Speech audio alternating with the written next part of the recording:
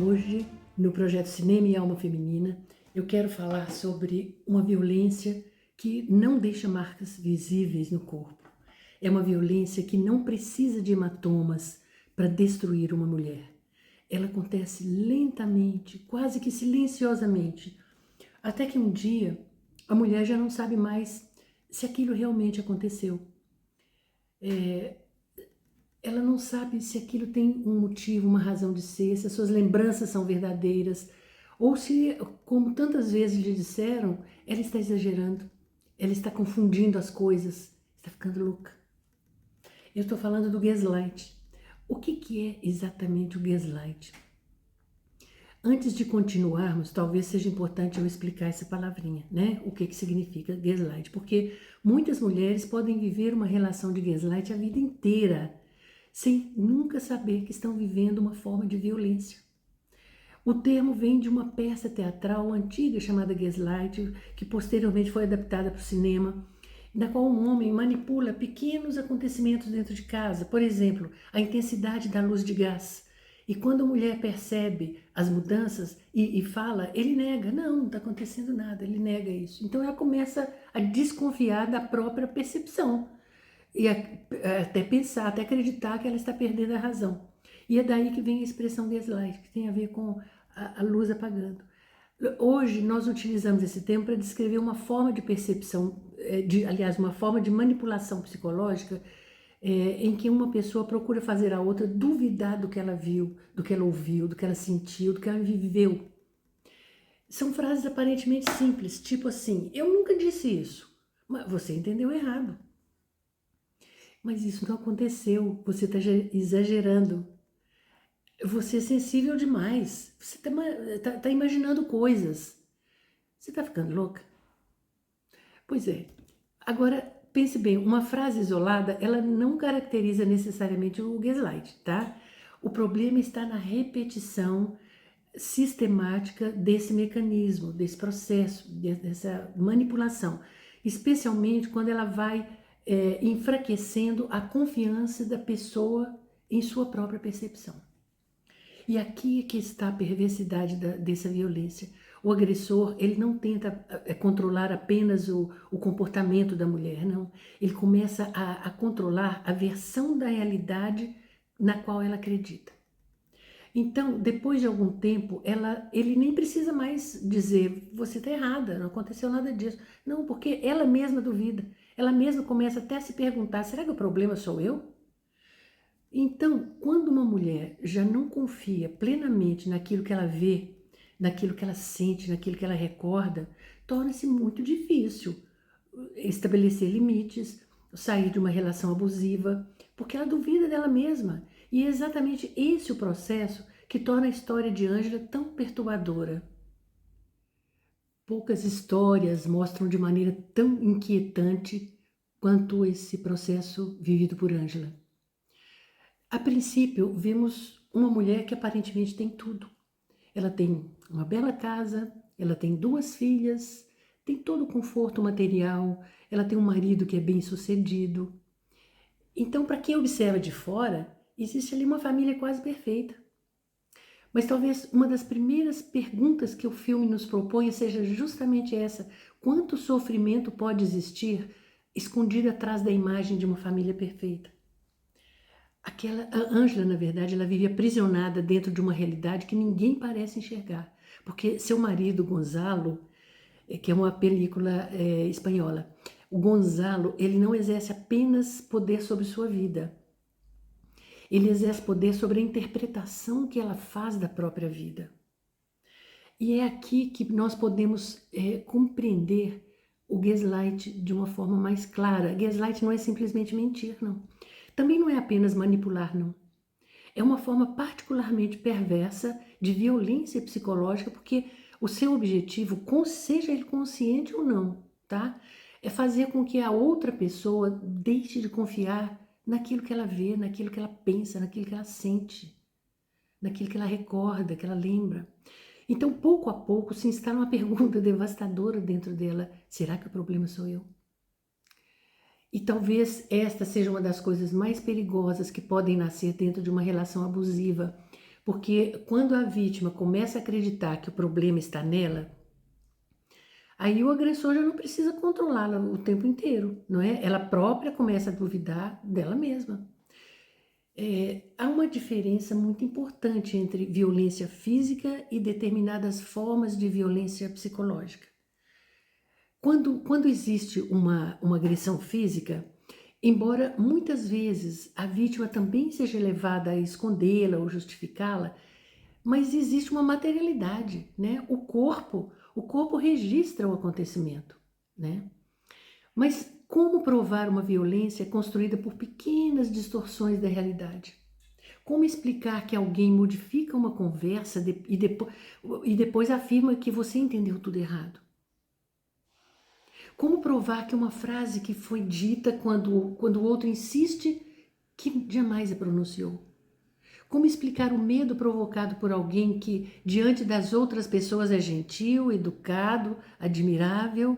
E é justamente aí que o gaslight se torna tão poderoso, porque existe uma diferença muito grande entre o homem que o mundo conhece lá fora e o homem que a mulher conhece dentro de casa. E essa diferença produz um profundo isolamento psíquico, porque as pessoas olham para ele e dizem, mas ele parece tão legal. Ou então, parece que ele gosta tanto dela, não é? Ela deve ter uma vida maravilhosa. E aí, a mulher começa a pensar, bom, talvez seja eu que esteja realmente errada. Eu que não estou vendo nada disso. Então, esta é uma das grandes armadilhas mostradas no filme Ângela. A violência deixa de acontecer entre duas pessoas e passa a acontecer dentro da mente da vítima. Existe dentro de nós aquilo que eu chamaria de uma testemunha interior.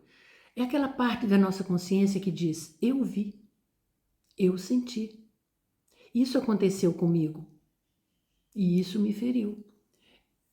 É aquela percepção, aquela certeza de que viveu aquilo. Para mim, uma das consequências mais graves do gaslight é justamente destruir essa testemunha. Porque a mulher vê, mas ela já não acredita completamente no que ela viu. Ela sente, mas ela desconfia daquilo que ela sentiu. Ela percebe que há uma ameaça, há uma ameaça por ali, mas ela imediatamente pensa que ela pode estar exagerando. Então, isso provoca uma cisão, algo muito profundo, é uma ruptura, uma cisão na confiança que ela sente em si mesma. Então, a violência psicológica, ela começa a produzir uma espécie de exílio interior. A mulher continua vivendo, cuida dos filhos, trabalha, conversa, sorri, vive a vida, mas ela está cada vez mais distante de si mesma, do seu próprio desejo. E é por isso que tantas mulheres permanecem durante tantos anos em relações abusivas. Porque de fora, muitas vezes, as pessoas perguntam: por que que ela não foi embora a tempo? Por que que ela não saiu, não se separou dele? Só que essa pergunta ignora uma coisa que é fundamental. Para uma pessoa ir embora, para uma pessoa tomar uma decisão, seja ela qual for, primeiro é preciso acreditar no próprio desejo, na própria percepção. É preciso conseguir dizer: o que está acontecendo aqui comigo é real, acontece e eu não quero isso para minha vida. Isso é verdadeiro, mas eu não quero. E muitas vezes foi exatamente essa certeza que o agressor destruiu.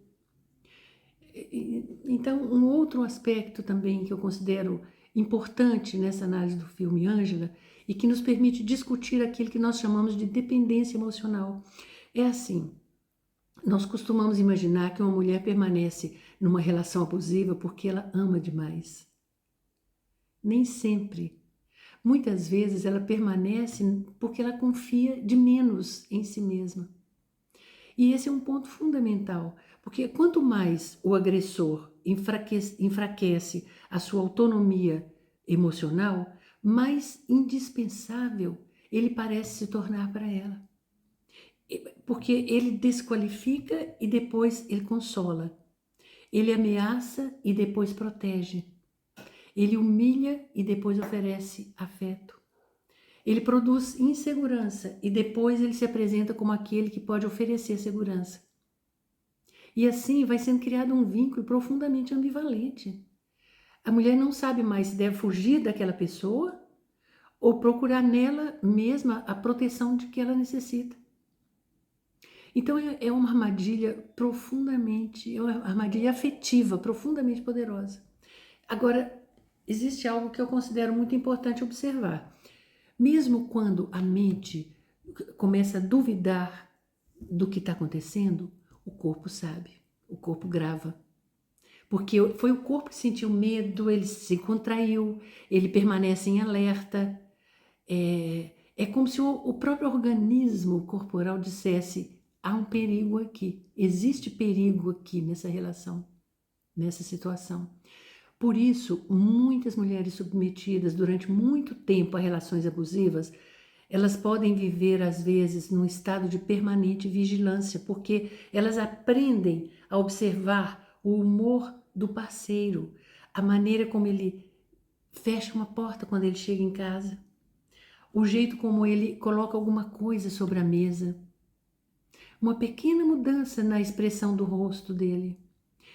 Tudo pode anunciar aquilo que virá depois. Então, é uma vida que fica organizada em torno da antecipação do perigo. E esse talvez seja um dos pontos mais importantes para uma psicologia da mulher. Escutar o corpo. Escutar o corpo. Quando a mente, às vezes, ainda não conseguiu nem dizer aquilo que está acontecendo, mas o corpo sabe. Então, é por isso que eu escolhi Ângela para o nosso cinema, para o nosso projeto Cinema e Alma Feminina. Porque esta não é apenas uma história sobre um marido abusivo. Não, é uma história sobre algo ainda muito mais profundo. É o direito de uma mulher de confiar em si mesma. Talvez uma das formas mais profundas de cura seja exatamente devolver a essa mulher aquilo que lhe foi retirado, sua percepção, sua palavra, sua memória, sua capacidade de dizer: eu estava lá, eu vivi isso sim, eu senti isso e eu acredito em mim.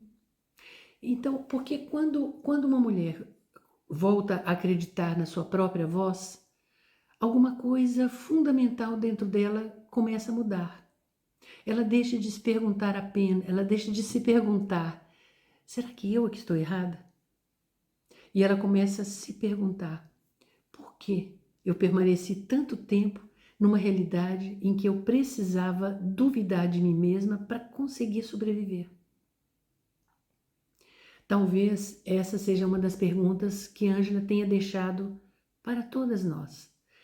E que eu gostaria de terminar agora deixando uma outra palavra, uma pergunta. Quantas mulheres ainda hoje vivem aprisionadas, não porque existem portas trancadas ao seu redor, não existem portas trancadas, mas porque alguém conseguiu trancar dentro delas a confiança na sua própria percepção. Reconhecer essa violência já é um começo, já é um princípio para romper o silêncio. E recuperar a própria voz talvez seja um movimento de retorno para si mesma, para a sua inteireza. Talvez seja por isso que a história de Ângela nos toque tão profundamente. Porque o gaslight, ele não pretende apenas controlar uma mulher, ele pretende retirar dela algo ainda mais precioso, que é a confiança na sua própria percepção. Quando alguém diz assim, repetidamente para outra pessoa que aquilo que você viu não aconteceu, aquilo que você sentiu nunca aconteceu, alguma coisa começa lentamente a se romper dentro de nós. E chega um momento em que já não é mais o outro que precisa nos silenciar. Nós mesmos começamos a duvidar daquilo que nós temos para dizer. Não é isso? Bem, nas próximas semanas eu quero conversar um pouquinho mais com vocês sobre isso. Sobre as palavras que nos faltaram, sobre os silêncios que nós herdamos de forma talvez até ancestral, sobre as histórias que foram contadas em nosso lugar, em nosso nome, e sobre o que pode acontecer quando, depois de tanto tempo, uma mulher toma a palavra.